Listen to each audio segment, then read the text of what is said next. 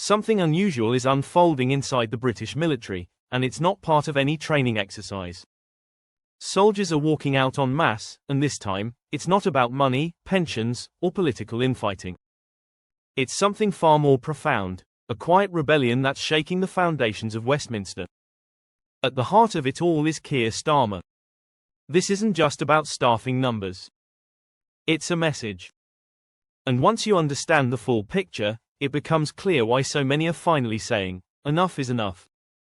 The British military is currently facing a serious crisis, but you won't hear much about it on the evening news. Soldiers aren't simply finishing up their contracts or retiring, they're actively choosing to walk away, across different regiments and ranks. It's not a slow trickle, it's a deliberate wave. This isn't just a human resources problem, it's a red flag.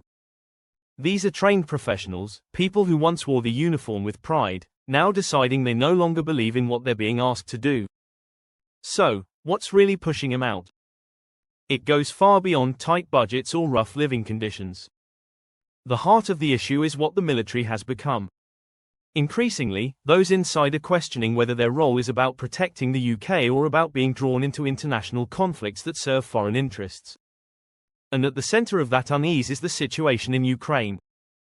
There's a growing belief that Britain is no longer just providing support from the sidelines, it's being maneuvered into something much more direct. With recruitment numbers already falling short, the government is faced with an uncomfortable truth: they're running out of volunteers. This is why talk of conscription is no longer just a hypothetical.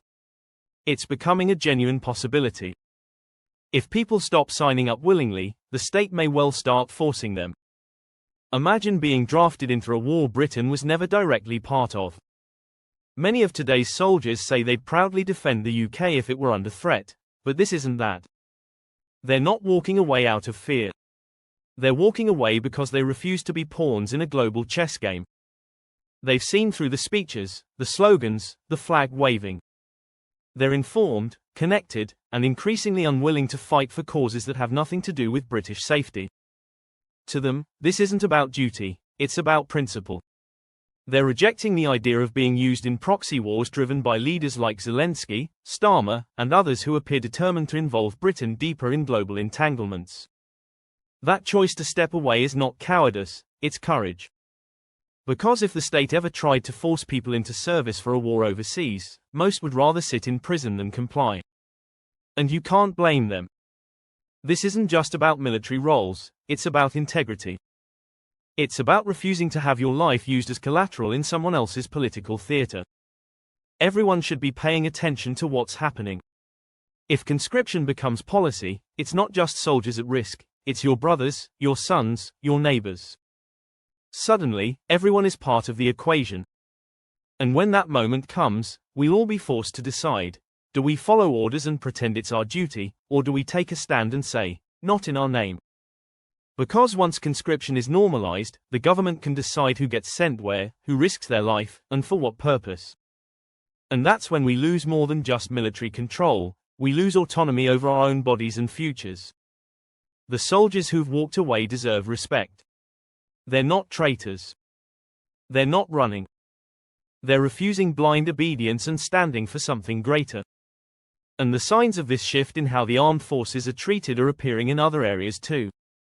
Take Birmingham, for example. Reports suggest that British Army personnel might be deployed to clean up the city's rubbish. That's right, military men and women, trained to protect the country, being asked to take out the trash because local councils and unions can't get it together. That's not just misuse of resources, it's an insult. These are people trained for national defense, not city maintenance. If Labour-run leadership thinks this is how you fix civil problems, by militarizing them, it says everything about how disconnected they really are. This isn't about support. It's about control. It's about degrading the military until it's just another tool for political convenience. Whether abroad in conflicts we didn't ask for or at home cleaning up civic failures, this is the wrong direction.